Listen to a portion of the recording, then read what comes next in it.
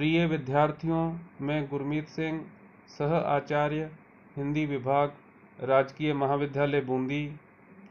आज के मेरे ई व्याख्यान का विषय बीए प्रथम वर्ष हिंदी साहित्य द्वितीय प्रश्न पत्र के अंतर्गत पाठ्य पुस्तक कहानी संकलन से संबंधित है।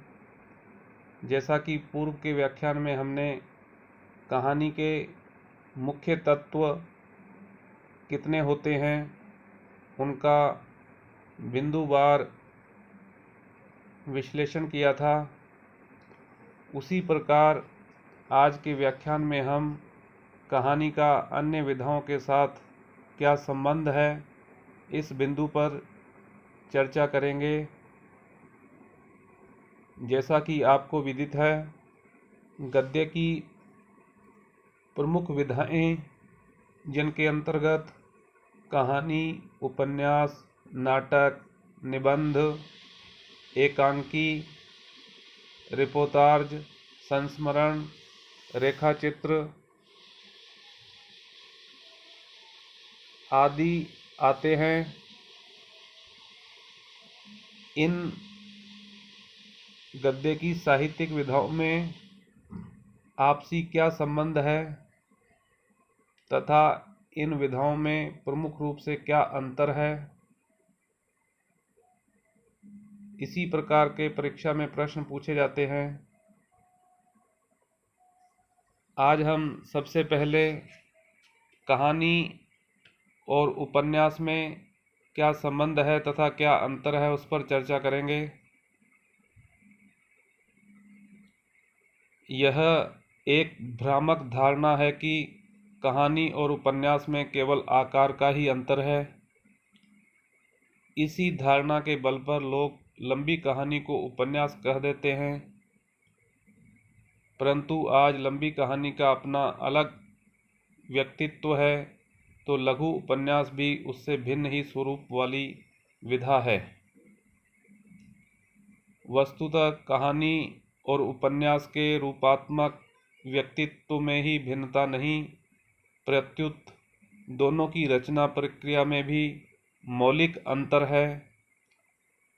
इस तथ्य को प्राय सभी कथाकारों ने स्वीकार किया है। प्रेमचंद ने, जो गद्य के सम्राट थे, कहानी और उपन्यास दोनों का अंतर स्पष्ट करते हुए लिखा है। उपन्यास घटनाओं, पात्रों, चरित्रों का समूह है। आख्यायिका केवल घटना है, अन्य बातें सब उसी घटना के अंतर्गत आती हैं। इस विचार से उसकी तुलना ड्रामे से की जा सकती है। उपन्यास में आप चाहें जितने स्थान लाएं, चाहे जितने दृश्य दिखाएं, चाहे जितने चरित्र खींचें, पर यह कोई आवश्यक बात नहीं कि वे सब घटनाएं और चरित्र एक ही केंद्र पर मिल जाएं। उनमें कितने ही चरित्र तो केवल मनोभाव दिखाने के लिए ही रहते हैं। इस पर आख्यायिका में इस बाहुल्य की गुंजाइश नहीं है। कहानी का आकार लघु होता है,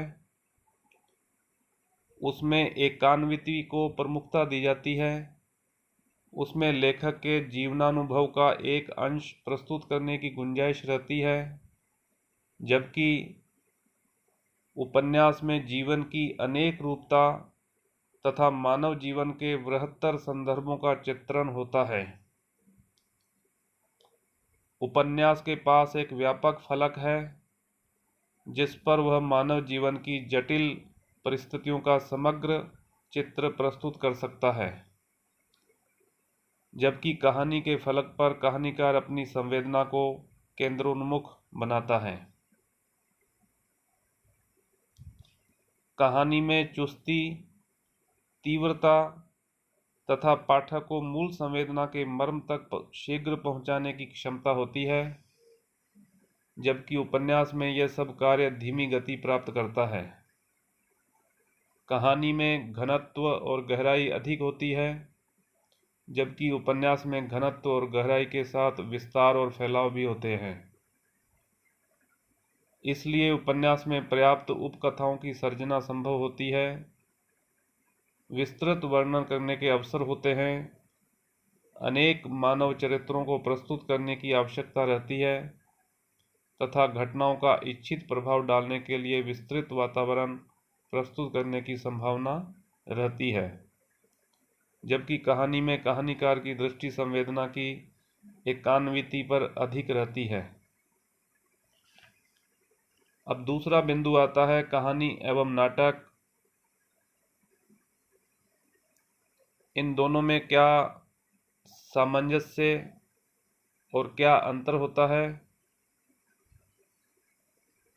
यद्यपि कथानक, चरित्र चित्रण, संवाद, वातावरण आदि तत्व रूढ़ि के रूप में कहानी और नाटक दोनों विधाओं में स्वीकृत हैं, किंतु कहानी और नाटक की रचनात्मक प्रकृति में कोई साम्य नहीं है। नाटक दृश्य काव्य है जिसमें रंगमंच एवं पात्रों के आंगिक अभिनय को प्रमुखता दी जाती है, जबकि कहानी श्रव्य काव्य है और कहानीकार वर्णन, संवाद आदि द्वारा चरित्रों के मनोभावों का चित्रण करता है।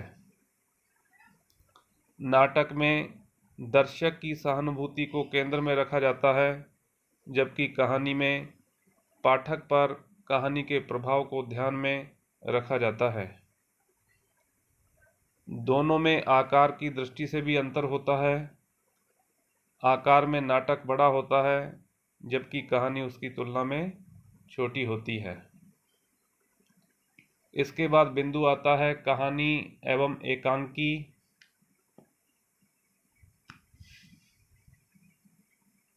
डॉक्टर लक्ष्मी नारायण लाल के अनुसार जिन सामाजिक शक्तियों और पाठकों की मनोवृत्तियों के फलस्वरूप उपन्यास के आगे कहानी की अवतारणा और व्यापकता प्रस्फुटित हुई है, उन्हीं शक्तियों ने संपूर्ण नाटक के आगे एकांकी नाटक कला को सर्वग्राह्य सिद्ध किया है।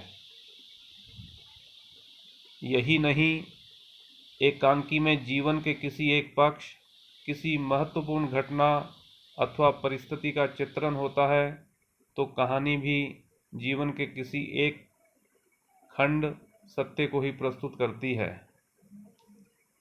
इन समानताओं के बावजूद कहानी तथा एकांकी की रचनात्मक प्रकृति में आधारभूत अंतर है। एकांकी दृश्य काव्य है, जबकि कहानी श्रव्य काव्य। एकांकी की रचना अभिनेता को ध्यान में रखकर की जाती है, जबकि कहानी का संबंध अभिनेता से नहीं होता। एकांकी में रस प्रधान होता है, जबकि कहानी में प्रभावान्विति। इस प्रकार कहानी एवं एकांकी में अंतर होता है। दोनों की रचना प्रक्रिया अलग अलग है। इसके बाद आता है कहानी एवं रेखाचित्र। कहानी में घटना हो भी सकती है और नहीं भी, लेकिन रेखाचित्र में घटना की उपस्थिति किसी प्रकार भी संभव नहीं है। इस प्रकार कहानीकार कहानी में विश्लेषणात्मक पद्धति का सुविधानुसार अनुसरण कर सकता है। डॉक्टर नगेंद्र ने रेखाचित्र के दो प्रमुख तत्व माने हैं, घटना का निषेध व विश्लेषणात्मक व्याख्या की स्वीकृति, जबकि कहानी में इनका समावेश आवश्यक नहीं है। अब आता है कहानी एवं निबंध। गद्य की दोनों ही प्रमुख विधाएं हैं, कहानी एवं निबंध। रचनात्मक दृष्टि से ललित निबंध और कहानी में समानता दिखाई देती है। क्योंकि ललित निबंध में भी कथात्मक प्रश्रय मिल जाता है, मगर लेखक का व्यक्तित्व निबंध में पूर्ण रूप से प्रतिबिंबित रहता है, जबकि कहानी में इसकी आवश्यकता नहीं होती। आज कहानीकार तो कहानी में निर्वैयक्तिक होना आवश्यक समझता है। कहानी और निबंध दोनों की प्रतिपादन पद्धति में मूलभूत अंतर है। कहानी कथानक, चरित्र आदि के माध्यम से किसी संवेदना का प्रतिपादन करती है, जबकि निबंध में विवेचना द्वारा ही किसी विषय को प्रस्तुत कर दिया जाता है। अब आता है बिंदु कहानी एवं गद्य गीत, खंड काव्य और रिपोर्ताज। गद्य गीत में रचनाकार अपने मानस की कल्पित भावुकता को शब्द चित्र द्वारा रहस्यवादी अभिव्यक्ति देता है, जबकि कहानी में स्पष्ट रूप से मन की संवेदना को चित्रित किया जाता है। गीत में लेखक अपने अंतःकरण की भावनाओं को लय में बांधकर प्रस्तुत करता है। प्रभावान्विति एवं एकान्विति की दृष्टि से कहानी और गीत समान हैं, मगर गीत में जिस लय की आवश्यकता होती है उसकी कहानी में नहीं। खंड काव्य में कथानक, चरित्र, वातावरण आदि तत्व कहानी के समान होते हैं, परंतु कहानी और खंड काव्य की रचनात्मक प्रकृति में भी अंतर है। कहानी गद्य विधा है, जबकि खंड काव्य पद्य विधा। अब बात आती है रिपोर्ताज। रिपोर्ताज नया रचनात्मक माध्यम है। अन्य विधाओं को अपर्याप्त मानने पर रचनाकार रिपोर्ताज लिखता है, जिसमें वह सभी विधाओं का सूक्ष्म समाहार करता है, जबकि कहानी अपने स्वरूप को अलग ही रखती है। इस प्रकार कहानी का अन्य विधाओं के साथ क्या अंतर संबंध है और किस प्रकार से कहानी अन्य गद्य विधाओं से एक अलग विधा है, इसके बारे में आज हमने चर्चा की है। वस्तुतः गद्य की सभी विधाओं में कहानी एक ऐसी लोकप्रिय सशक्त विधा मानी गई है जो सीधे सीधे पाठक के साथ जुड़ने का प्रयास करती है। एक तो कहानी की विशेषता यह है कि कहानी का आकार लघु होता है, उसको पाठक एक ही बैठक में पढ़ लेता है, समझ लेता है और उसका विश्लेषण कर लेता है। दूसरी कहानी की विशेषता यह है कि कहानी विधा में पात्रों की संख्या सीमित होती है। अधिक से अधिक 2-3 पात्र हो सकते हैं।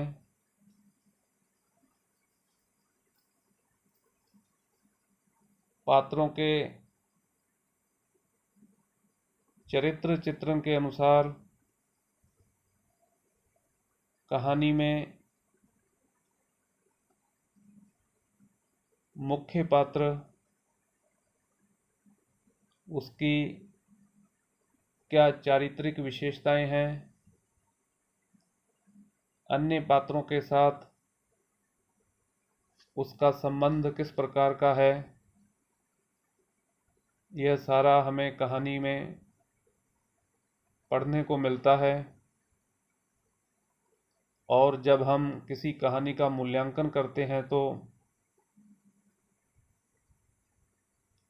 कहानी के सभी 6 तत्वों के आधार पर हम उस कहानी का मूल्यांकन कर सकते हैं, जिसमें कथानक एवं कथावस्तु, पात्र एवं चरित्र चित्रण, संवाद एवं कथोपकथन, देश काल एवं वातावरण, भाषा शैली तथा उद्देश्य, इन 6 तत्वों के आधार पर हम कहानी का मूल्यांकन करते हैं। इसलिए कहा जा सकता है कि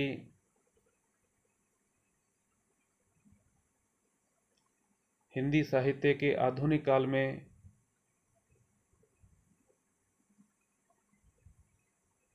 जैसे ही गद्य लेखन प्रारंभ हुआ,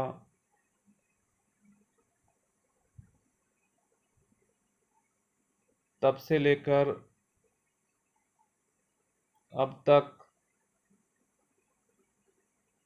कहानी अनेक आंदोलन से गुजरकर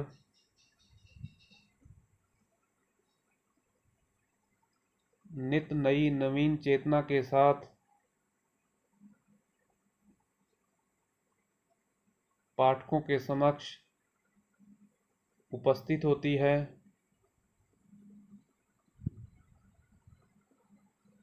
कहानी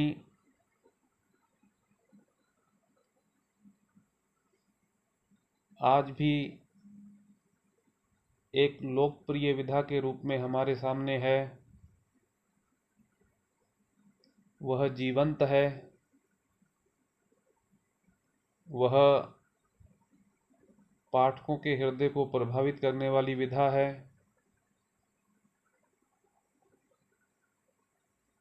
अतः यह कहा जा सकता है कि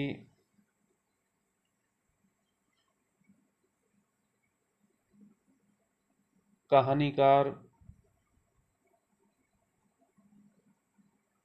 अपनी कहानी के माध्यम से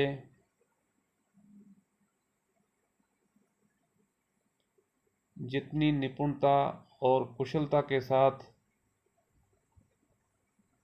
पाठकों के हृदय को प्रभावित कर सकता है,